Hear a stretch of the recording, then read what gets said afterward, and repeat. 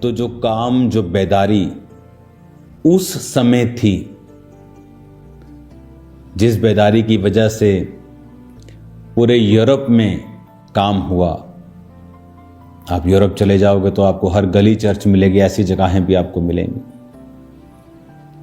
आज जो लोग बॉर्न क्रिश्चियंस हो गए, क्रिश्चियन बच्चों के बच्चे पैदा हो गए, बेदारी वो नहीं है, लेकिन है वो क्रिश्चियन मेंटालिटी के। लेकिन वो काम कैसे हुआ? मैं केरला में था और वहाँ पर मैंने उस तट को देखा, समुद्र के किनारे को देखा, जहाँ से परमेश्वर का चेला थॉमस उस किनारे पर उतरा था।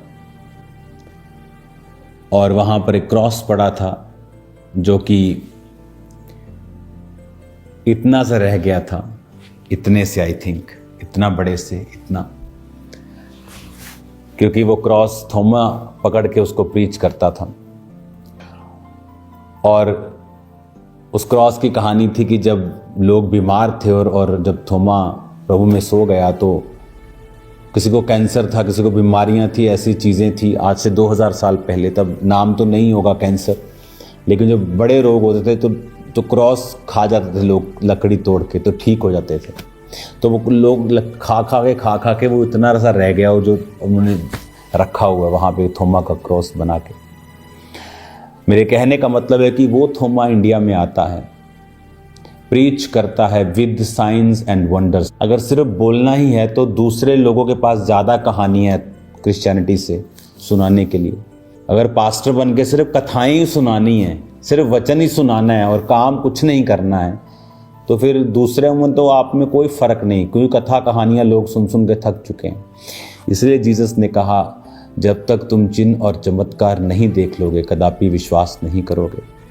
इसलिए प्रभु यीशु मसीह ने इब्रानियों की पुस्तक में कहा कि गवाहों का बड़ा बादल तुम्हें घेरे है। इसलिए उसने कहा कि प्रेरितों के हाथों से उसने साइंस एंड वंडर, चिन्ह और चमत्कार करवा के तुम्हें इस बात की, इस टीचिंग की गवाही दी है कि ये मेरी ओर से है।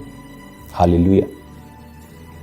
हाँ, शैतान भी आएगा अंत के दिनों में, मसीह यहाँ मसीह वहाँ, और सिर्फ चिन्ह चमत्कार दिखाएगा। वो आपको जीसस के वचन के बारे में गाइड नहीं करेगा, वो फेथ के बारे में गाइड नहीं करेगा, पवित्रता के बारे में गाइड नहीं करेगा, लेकिन वो अलग चीज है। लेकिन अब जब हम प्रेरितों के काम की बात करते हैं, थोमा की बात करते हैं, जब वो आया, और इंडिया में अगर आप केरला में देखेंगे तो वहाँ बहुत से आपको क्रिश्चियंस मिलेंगे।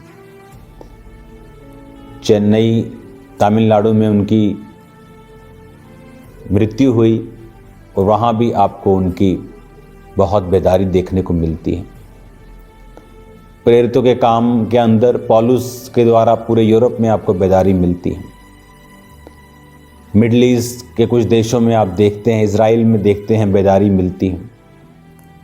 वहाँ पर कार्य हुए क्योंकि प्रेरितों के काम की कलीसिया, प्रेरित जो थे वो समर्पित थे परमेश्वर के सामने।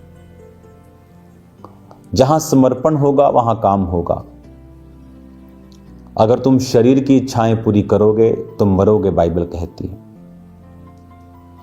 आज फोन, इतना एडिक्टेड हो गए लोग फोन के, फेसबुक के, सोशल मीडिया के, और शैतान हर पाप को लीगलाइज करने की कोशिश कर रहा है। उसे लग रहा है आम चीज है ये। कपड़े छोटे के बाद छोटे हो गए और ये नॉर्मलाइज होने लगा है। ये डेंजरस चीज है। पहले भी लोग छोटे पहनते होंगे, पहले भी वैश्याएं थी, लेकिन अब ये ऐसा लग रहा है कि दिस इज नॉर्मल लाइफ। और जब शरीर की इच्छा पूरी होगी वहां शैतान काम करेगा। आज ज्यादा बीमारियों से लोग घिरे हुए हैं, जवानी में ही घिरे हुए हैं। वो डिप्रेशन, वो ट्रबल जो पहले कहीं किसी को होता था, आज हर चौथा पांचवां बच्चा आप देखेंगे डिप्रेशन में है। अगर पाप बढ़ेगा, शैतान के काम भी बढ़ेंगे। पाप शैतान की रोटी है। और जब आप फास्टिंग करते हैं, उपवास करते हैं, आप परमेश्वर की प्रेजेंस में होते हैं। एक होता है नॉर्मल उपवास आप करते हैं, हफ्ते में एक दिन आप रोज़ 1.5 घंटा 1 घंटा प्रार्थना करते हैं, लेकिन कई बार आपकी डोज आपको बढ़ानी चाहिए। आप डे नाइट के फास्टिंग में जाते हैं, आप देखते हैं वो शरीर जो आपको तंग कर रहा था, आपका बॉस बन रहा था, अब वो आपकी स्पिरिट के नीचे है। शरीर अगर आपका बॉस है तो आप वो कभी नहीं कर पाएंगे जो परमेश्वर चाहता है आप करें। इसलिए उसने कहा जो मैं करना चाहता हूं ताकि मैं वो ना कर पाऊं अगर मैं शरीर की अभिलाषाओं को पूरा करता रहूंगा। इसलिए पौलुस ने कहा मैं अपने शरीर को मारता कूटता और वश में लाता हूं। किन्हों ने प्रचार किया, किन्हों के द्वारा काम हुए? पौलुस, उस पूरी स्टोरी पढ़ो, उसकी पूरी जिंदगी निकल गई शरीर को काबू करते, शरीर के कामों को पर फतह पाते हुए, और इसीलिए वो काम कर पाया। पतरस, याकूब, यूहन्ना, थॉमस अपनी जान की परवाह नहीं की और इंडिया में आके वो प्रीच करता है। प्रभु का देखो कितना बड़ा फजल है कि प्रभु का एक चेला 12 में से, देखो 200 के करीब देश हैं, तब 200 नहीं होंगे तो थोड़े कम होंगे, और देखो परमेश्वर का एक चेला इंडिया में आता है कि परमेश्वर को मालूम था कि आने वाले सालों में क्या होगा, किस प्रकार की बेदारी को लोग देखेंगे। आप जो देख रहे हैं ये सदियों में एक बार होता है,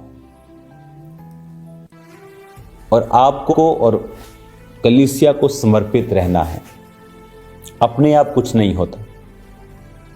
थोमा ने प्राइस पे किया है, पौलुस ने प्राइस पे किया है। प्रेरितों के काम में बेदारी क्यों थी? हर व्यक्ति समर्पित था। प्रेरित कहते थे कि हम और कोई काम नहीं करेंगे, प्रार्थना और वचन की सेवकाई करेंगे। लोग कुड़कुड़ाने लग गए, हमारी विधवाओं को खाना नहीं है, ये प्रॉब्लम आ रही है। कहते ठीक है, ये प्रॉब्लम ठीक है, हम लोग चुन लेंगे, और 7 लोगों को चुना जो खाने पानी का इंतजाम करेंगे, लेकिन कहते हम प्रार्थना और वचन की सेवकाई ही करेंगे। कितने डेडिकेटेड और फोकस्ड वो लोग थे। एक एक दिन में 5,000 बैप्टिज्म, 3,000 बैप्टिज्म। इमेजिन करो 3,000 बैप्टिज्म एक दिन में। हालेलुया। मेरी चर्च में होते हैं बैप्टिज्म 500, 600 एक दिन में। हालेलुया। आने वाले दिनों में एक सरप्राइज मैं आपको दूंगा, ग्रेट सरप्राइज दूंगा, ग्लोरियस। मैं बताऊंगा नहीं अभी, लेकिन फ्यूचर में दूंगा। तो आपको ये समझना है कि जितना आप डेडिकेटेड रहेंगे, जितना आप समर्पित रहेंगे, शरीर पर कब्जा करके रखेंगे, उतना ही अधिक आप प्रभावी होंगे अपनी कॉलिंग में, अपनी लाइफ में। प्रेरित जो प्रीच करने के लिए बुलाए गए, आपकी लाइफ में जो आपकी कॉलिंग होती है, कुछ पास्टर कॉलिंग है, हर बंदा प्रीच करेगा, ये कॉलिंग है, यीशु के बारे में बताएगा। लेकिन आपकी लाइफ के दूसरे काम भी हैं, उनमें भी परमेश्वर आपको प्रभावशाली बनाता है, इफेक्टिव बनाता है, बचा के रखता है, सेफ रखता है, बुद्धि देता है, गाइड करता है, आपकी आईज ओपन रखता है, सही लोगों को आपकी लाइफ में एंटर होने देता है, रॉन्ग चीज़ें आपकी लाइफ में नहीं आती, एक्सीडेंट से वो बचा के रखता है। बड़ी चीज़ें, बड़ी बरकतें, बड़ी ग्रेस आपकी लाइफ के ऊपर रहती है जब आप एक समर्पित जीवन जीते हैं। जब तक आप समर्पित नहीं होते तब तक कुछ नहीं होता। पौलुस प्रेरित इतने सामर्थी और इतने समर्पित थे कि प्रार्थना करनी शहर के बाहर, प्रार्थना करने का एक स्थान था, फास्टिंग मेजर स्थान था उनकी लाइफ में, समर्पित लाइफ थी। शादी करने की कोशिश नहीं की अगर वो कुंवारे थे। उसने कहा अगर पत्नी है तो पत्नी को से अलग होने का प्रयत्न मत कर, पत्नी नहीं तो पत्नी की खोज ना कर, कुछ है तो सोच, ठीक है, कुछ नहीं है तो चिंता मत कर। यानी अपना सारा, वो इतना समर्पित उनका जीवन था जिसकी वजह से इफेक्ट बहुत बड़ा था उनकी लाइफ का उनके आसपास। आज जब आप समर्पित जीवन जीते हैं, जयवंत जीवन कैसे आप जीते हैं? आप प्रार्थना करते, उपवास करते, उपवास से आपकी स्पिरिट ओपन होती है, आपको क्लैरिटी होती है लाइफ में, विजन की, दर्शन की, परमेश्वर की बातों की, आत्मा में आपको क्लैरिटी मिलती है। जब आप उपवास रखते हैं, परमेश्वर बड़े काम करने लगता है आपकी लाइफ में। तब आप देखते हैं कि परमेश्वर कुछ अलग कर रहा है मेरी लाइफ में, अब कुछ ऐसा हो रहा है जो पहले मैंने कभी नहीं देखा, कभी नहीं समझा, क्योंकि वो चीज़ें अब आप समझ पा रहे हैं जो पहले नहीं, शरीर में नहीं समझ पाते थे। इस फास्टिंग, इस प्रेयर को इवेंट मत बनाओ कि हाँ हमने किया था 2024 में, पापा ने बोला था, हमने किया था। इसको अपनी ज़िंदगी का हिस्सा बनाओ। हर 1-2 हफ्ते के बाद 3 दिन रात के रोज़े आप रख सकते हो, हर 2 हफ्ते में रख सकते हो। अब तो मेडिकल साइंस भी बोलती है रोजे रखना अच्छी बात है। अब तो डॉक्टर्स भी उन्हीं बातों पे आ चुके हैं जो बाइबल कहती है। इंटरमिटेंट फास्टिंग कितना चलता है वो बाइबल में लिखा है। बाइबल के लोग प्रैक्टिस करते थे, वो एक टाइम का खाना खाते थे, बाकी दिन फास्ट करते थे। तो परमेश्वर ने बताया था। देखो वो तो अभी प्रूफ हो रहा है कि उसका मेडिकल कितना फायदा, लेकिन पहले थोड़ी मालूम था, पहले किसी को मालूम नहीं था। अब बोलते हैं हाँ फायदेमंद है। अब डॉक्टर बोलते हैं हाँ अगर आप अपनी बॉडी को कुछ ना दो 2-3 दिन के लिए तो आपकी बॉडी कैंसर सेल खत्म कर देती है आपकी बॉडी। अब वो बोल रहे हैं, लेकिन बाइबल तो हजारों सालों से सिखा रही है। एस्तर ने कहा 3 दिन रात कुछ खाना ना पीना ना प्रार्थना करना, परमेश्वर के सामने जाती है प्रार्थना करती। तीसरे दिन राजे को नींद नहीं आती। क्या हो गया, राजे को नींद क्यों नहीं? राजा कौन सा उसने को कर्जा देना कि राजे को नींद नहीं आएगी? और उसी दिन क्यों नहीं आएगी तीसरे दिन? क्योंकि रोजा रखा था। जब वो पूछवाया कि रोजा नींद नहीं आ रही, बुक्स पढ़ो, इतिहास की बुक्स में लिखा था कि तेरी जान बचाने वाले ये लोग हैं। उसने कहा मेरी जान